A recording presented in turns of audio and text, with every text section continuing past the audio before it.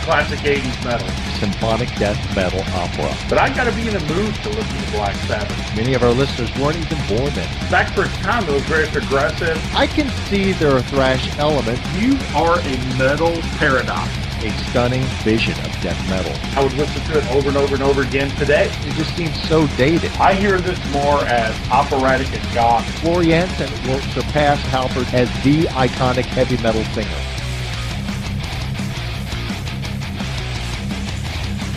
You're listening to the Great Metal Debate Podcast.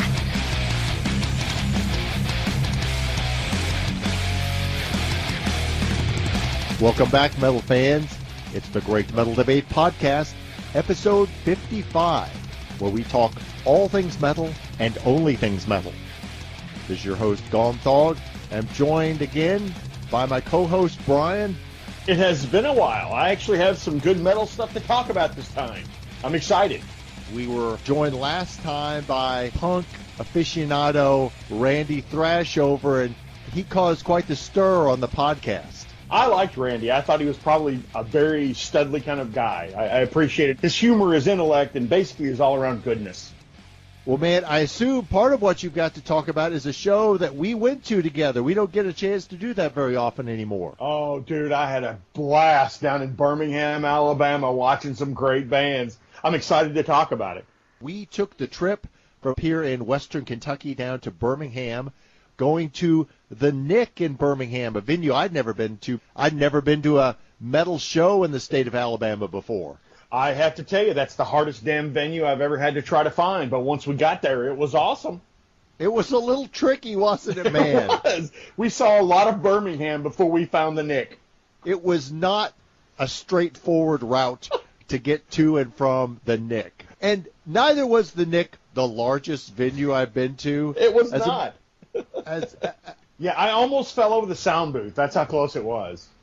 But it was exciting for me. I was very much looking forward to seeing a band that I thought had the best metal album of 2017, which was Seven Spires, as well as new friends of the podcast, Storm Annihilation, and local openers, Inviolate. You know what, dude? I'm going to give you credit where credit is due, man. Seven Spires, I'm converted fully. Yeah, they were excellent. It was a good show there at the Nick.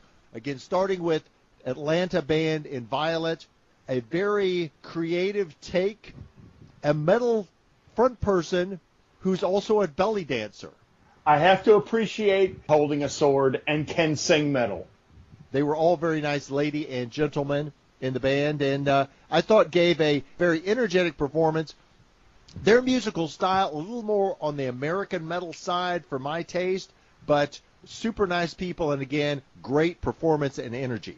You know, they have a definite style that's metal. I would definitely say it's an American spin on metal, but I love the presentation. They were all great people, and I liked a lot of the music.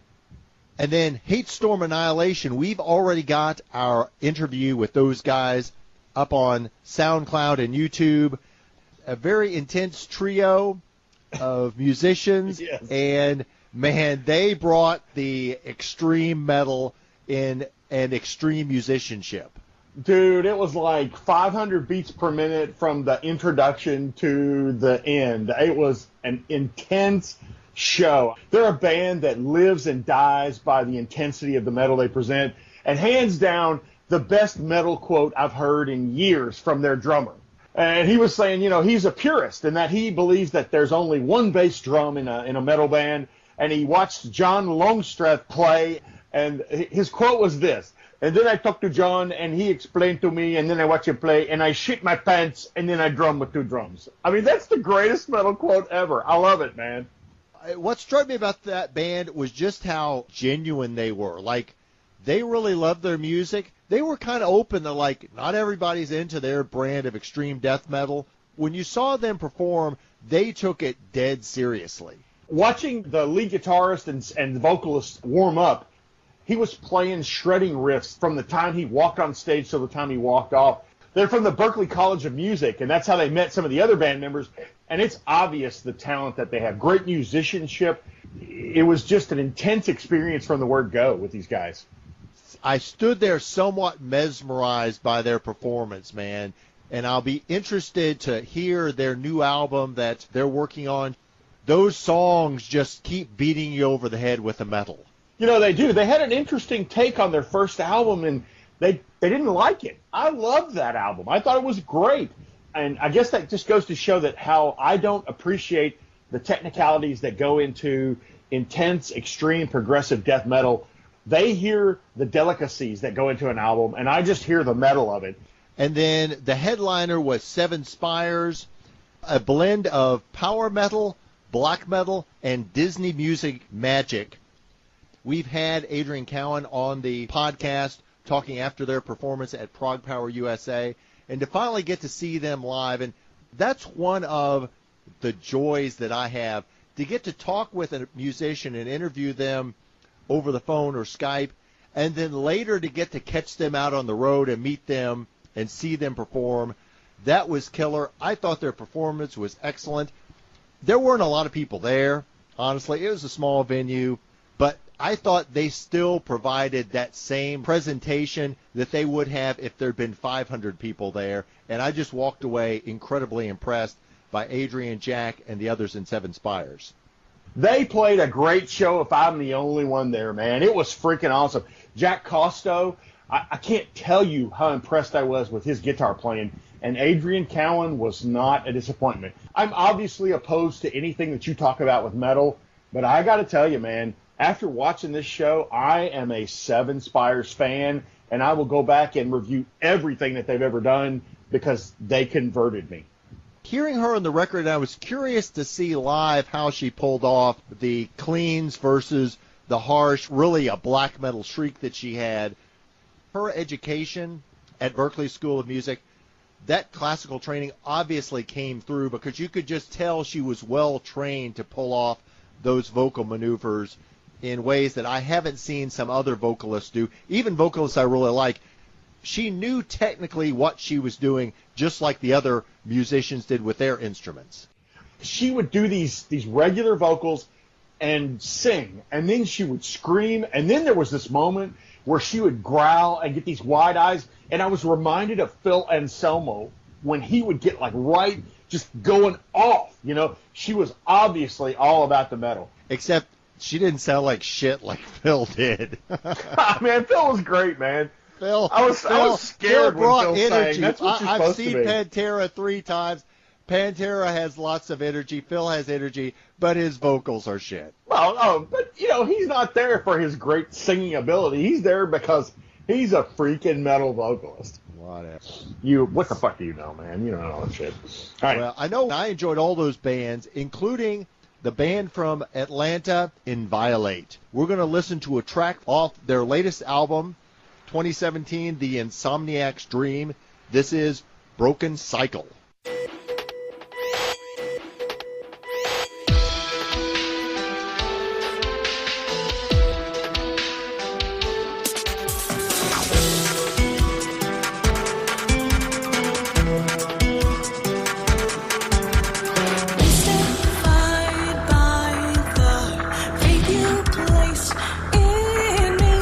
Tiny step on unbroken ground.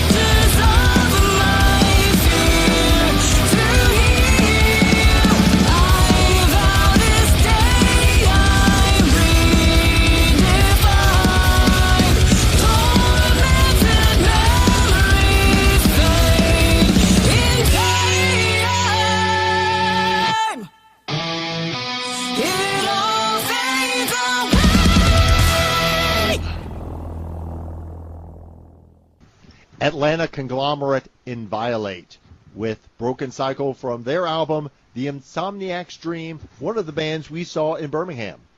If I'm not mistaken, they opened with the song. It was an amazing set. Love this band. So, Brian, recently the metal community was shocked by the passing of Vinnie Paul, who is the drummer from groove metal legends Pantera. I wanted to talk about it, Brian, not so much about the passing, which that's always sad. Certainly condolences to his family and friends. From everything I saw online, super nice guy. Obviously, I can't question that Pantera has been very influential in the past, but I would take issue with some of the response and just what's the real fallout from this for basically the passing of a dated rocker whose time had passed. How can you say that? It's not insensitive. It's just fucking stupid. You ever heard of the band called Hell Yeah?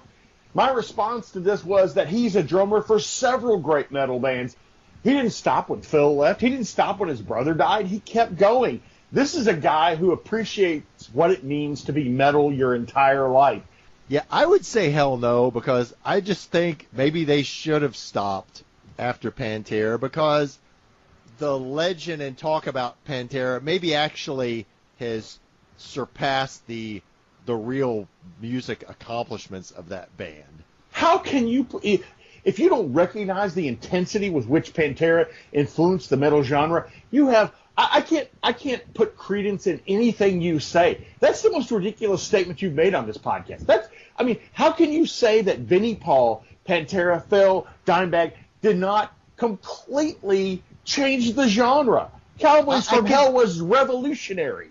I can say that easily, man. They didn't completely change heavy metal. They did some creative things. Oh, my God. The amount of creativity has been somewhat overblown. This is good. I'm glad the real Gomthog is coming out. Pantera is representative of what has become, in my opinion, a pretty uninteresting brand of American metal that has tended to regurgitate Pantera-like sounds over and over, and that generally I don't have much interest in. A brand of American metal that has been somewhat cut off from the continued positive creative influences over in Europe. God forbid anybody have any sort of success or be good at something that they do. They have to move on. They have to grow as an artist. That's just bullshit. Of course I want artists to do something new. Of course I want bands to grow and develop. Of course I want to hear not just the same boring crap over and over again. It was Pantera not boring was when you watched fine. it the first time.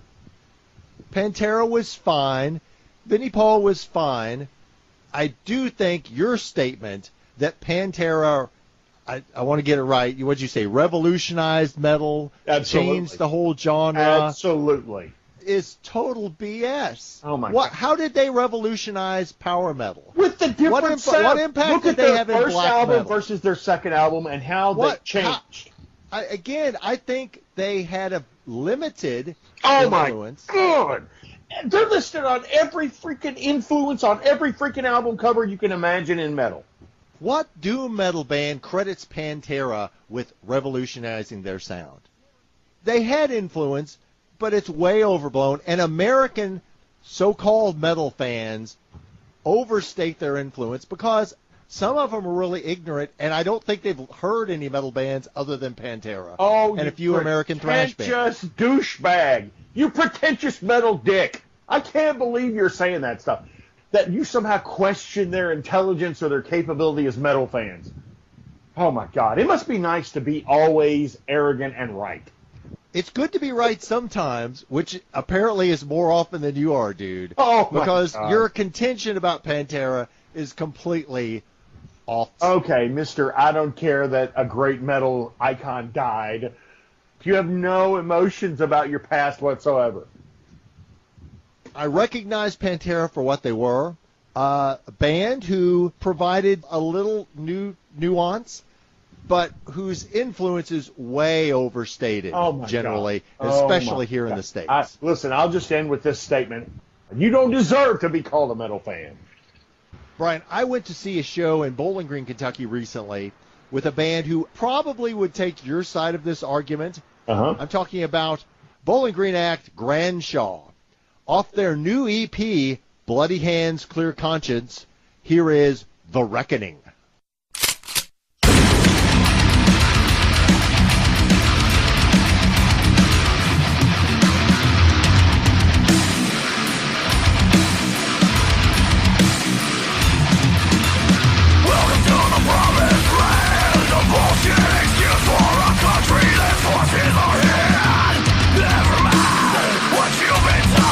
Reasons weren't, but they weren't what they were sold.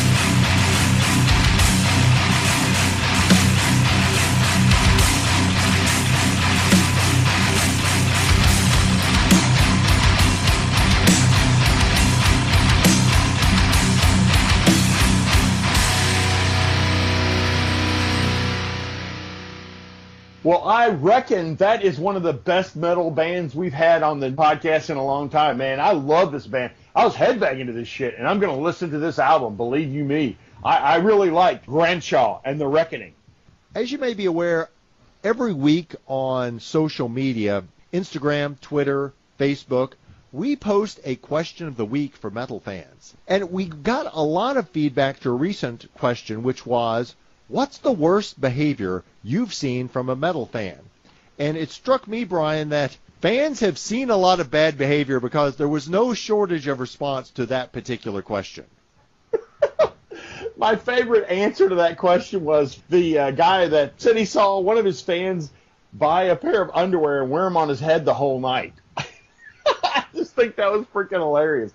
I mean, I've seen a lot of bad behavior at a lot of different concerts, man. I mean, what's the worst you saw? What would you say? The worst thing I've seen is, I mean, honestly, and it's kind of disgusting, like groping of ladies in the crowd. I've seen that happen, unfortunately, more than one time, and that's obviously beyond the pale, disgusting. It struck me that there was kind of two levels of responses. There were responses about worst behaviors as far as just odd and deviant and weird things people did. Yeah. And then just violent or disgusting things, crowd killing. Right. I think most metal fans respond in some disgust to that because I think generally, and we might get into it a little bit here, the mindset of the metal fan, as far as the fan experience in the crowd, is maybe different than that for other extreme genres. I mean, you got two different responses. Jonathan Stillman talked about, a guy crowd surfing and he gets on stage at Between the Buried and Me and he tries to take a selfie. He gets pissed because somebody interrupts the music. That is a definite music fan. And then you got the guy on there that also talks about somebody yelling effing Slayer the whole time that somebody else is playing. And so that's a definite different disturbance. So, I mean, I definitely hear what you're talking about with the two different kinds of disturbances that there are. I once saw a guy stand up at a Twisted Sister concert to flip off the band because Dee Snider was trying to get everybody to stand up, and he flipped over the rail and broke his leg. That was actually a guy that I knew from high school. Stuff like that. Some bands have talked to me about racial epithets. Yeah. No place for that, obviously. Yeah. To me, the interesting thing is behavior that's in between. Maybe somebody's had a few too many drinks, and they're not intending to bump into people, but that influences their behavior. Drugs and alcohol can have an effect on fans' behavior. Right.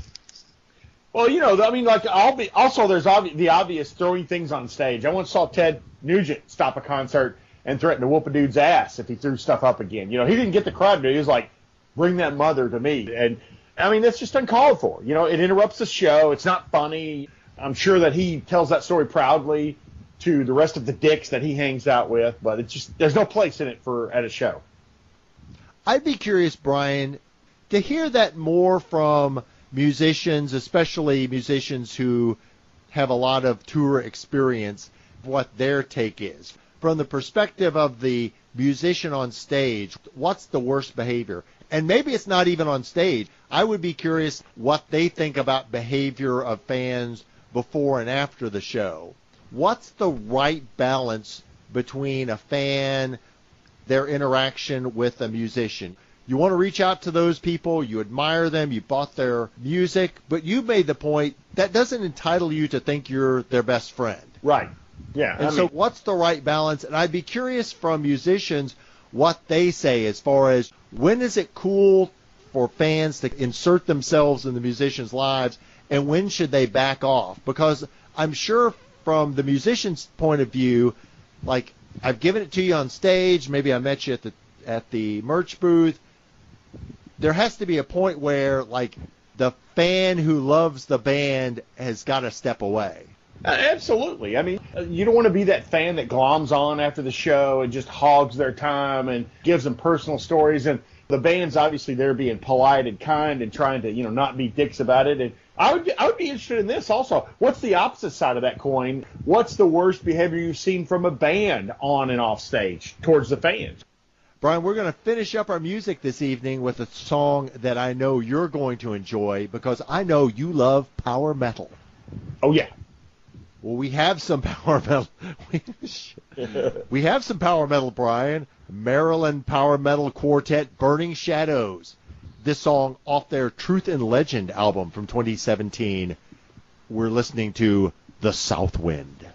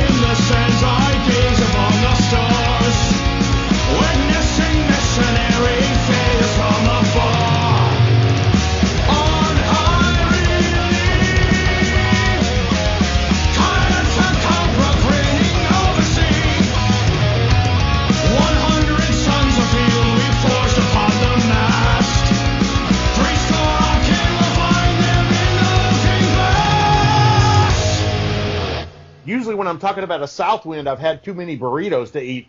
But I love this song, dude. I mean, the guitar playing is amazing. We love the power metal here on the Great Metal Debate.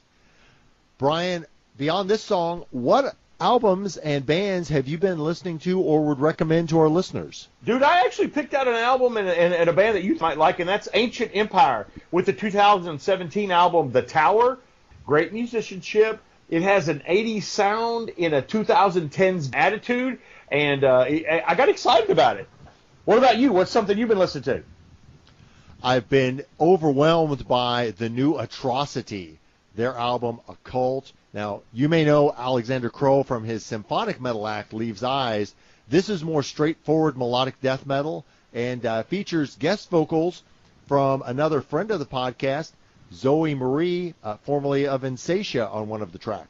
Yeah, I'll have to check that out. I've also been listening to, you'll love this, a Christian metal band called Herd. It's Christian thrash, or thrash as you like to call it, from their EP album called Crushing Demons. And then also been listening to a band called Machiage, which is a Spanish-speaking heavy metal thrash band that's really awesome. Brian, on my MP3 player, I have the new release from death-inspired classic metalers Gruesome, their newest Twisted Prayers, as well as Italian power metalers Frozen Crown, their release in February of this year, The Fallen King. And then just this week, Brian, two amazing albums, both of which have guitarists that I think are among the best that North America has to offer. Terror of the Cybernetic Space Monster by California power metal act Helion Prime. They'll be released on August 27th, Nice. featuring guitarist Jason Ashcraft and Helion Prime's new singer, Sozos Michael, as well as The Sirens from melodic prog metal legends Into Eternity, due out on August 3rd, guitar god Tim Roth, and featuring their new singer, Amanda Kiernan. Guitar god is the right word, man. I tell you what, they put out that new song, Fringes of Psychosis. It's been worth the wait, dude. I'm so excited about this. I can't wait to hear the entire album, man. And I got to put a special mention in here, dude. We talk about it all the time. We debate about it all the time. And you riff on them now because you hate the nostalgic part of metal. But you got to talk about Judas Priest's newest album, Firepower. They're doing what they do in an amazing way. And how you can not say you like this and say you like their older stuff just because it sounds the same, I just don't understand you, dude. Yeah, they should call this album Retro Power because it's the same old, same old. Thank God, that's what I say. And you're a dick. I say that quite often. That's it for this debate. Don't forget to check out all our content by subscribing to The Great Metal Debate on SoundCloud, iTunes, or YouTube. And make sure to like us on Facebook and follow us on Instagram. Until our next podcast, sell your soul for metal and defend it until your dying day.